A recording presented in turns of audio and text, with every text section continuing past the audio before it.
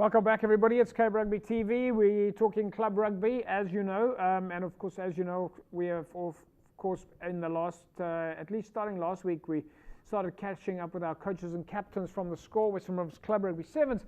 Danel Russouw is the team manager for the DHL Women's Western Province Rugby side. Took Kraaifontein into the finals at the SCORE Western Province side. That's, of course, the women's side, Sevens Rugby. Danel Russouw, welcome back. Danel, how are things there with you? Hi, good evening, JP. I'm very well, and yourself? Pretty good. Just happy to be chatting with you guys as I think we're probably got a bit of cold turkey. We haven't spoken to you now for a couple of weeks. Now, the Kraaifontein women's rugby side, you've taken the shift from the 15s. Of course, there's a bit of a break there. But you must be excited to be involved, or at least have been excited to be involved with the women's side, the sevens side?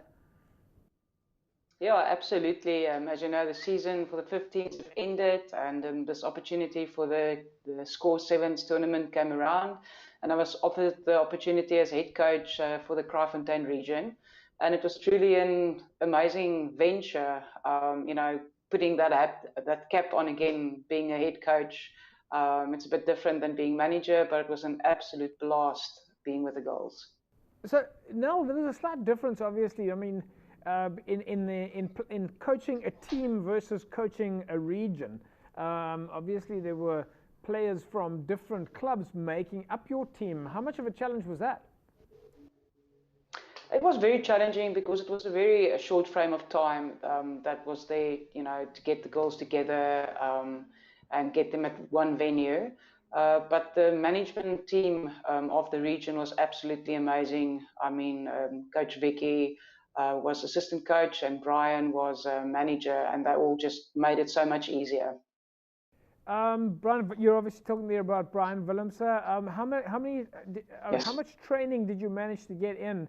And I suppose also, was it a question of, because many of the ladies had already been participating in the 15s, that they were reasonably fit and conditioned? I mean, you obviously knew them all firsthand.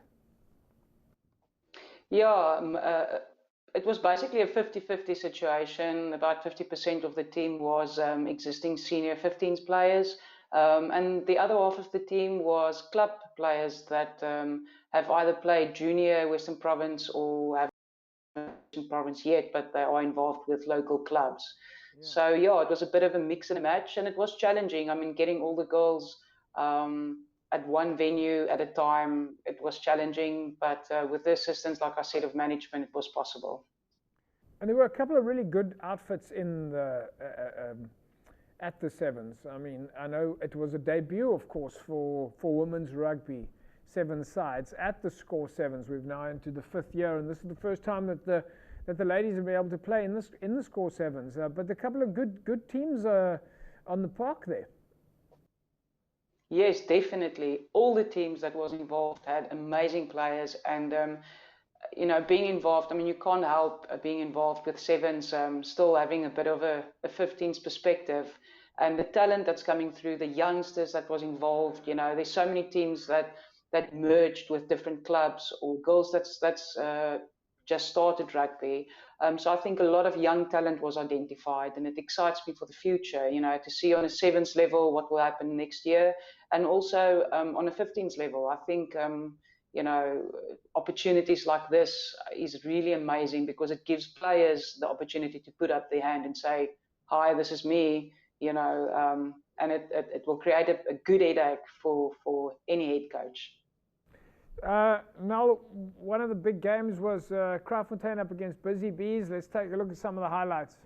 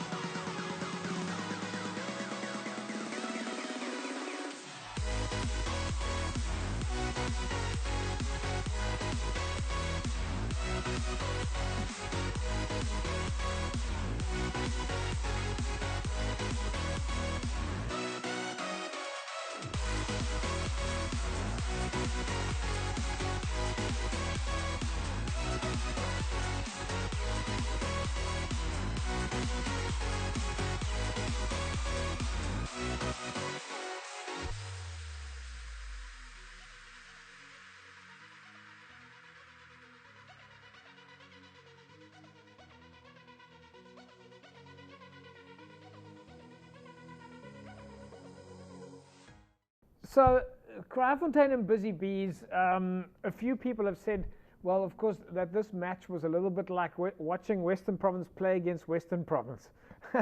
Busy Bees, really a top-notch side. I mean, I think that you had 12 players from Busy Bees playing in your province side.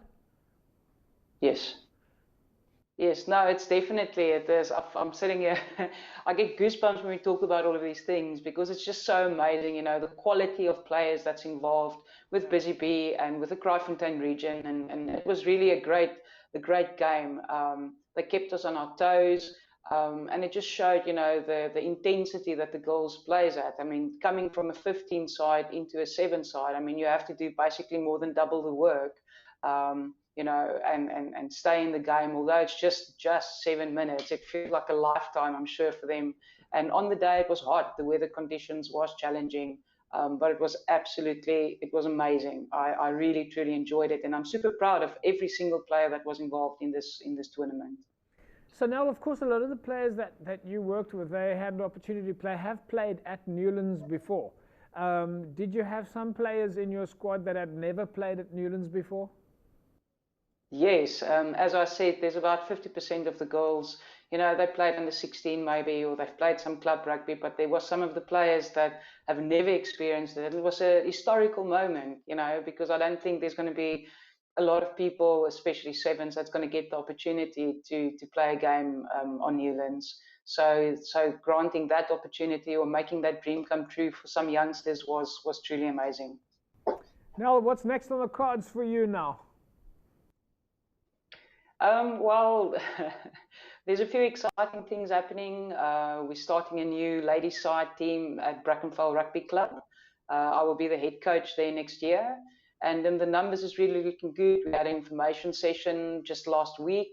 So we're getting our things together and we will start training towards the end of January next year. And I'm also still participating in the Western Province program that they have for us ladies.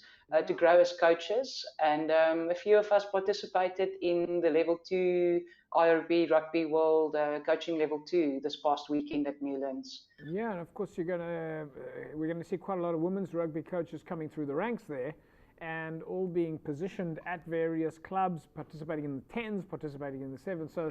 So I think we're gonna have to have a separate additional interview just about the high performance coaching for women's program.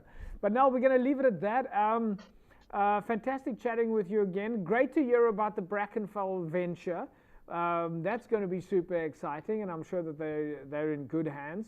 Of course, I'm sure that Carla Norkia and her team are very excited about that as well. And yeah, we look forward to catching up with you also over the next few weeks when we do our annual roundabout. Fantastic. Thank you so much. I truly appreciate it. Thanks, Danel Russouw there, folks. No stranger, Danel Russouw, no stranger to Cape Rugby TV. Of course, managed to keep us occupied during the time that the women's team was busy playing earlier on in the year. Was absolute legend, of course, manager for the DHL Western Province Rugby women's side, and really managed to come on the show pretty much every week to keep us connected to what the women's rugby team was up to. Right, folks, that is a wrap from us then this evening. We will see you again next week, same time, same place. A fantastic rugby weekend. Bye-bye.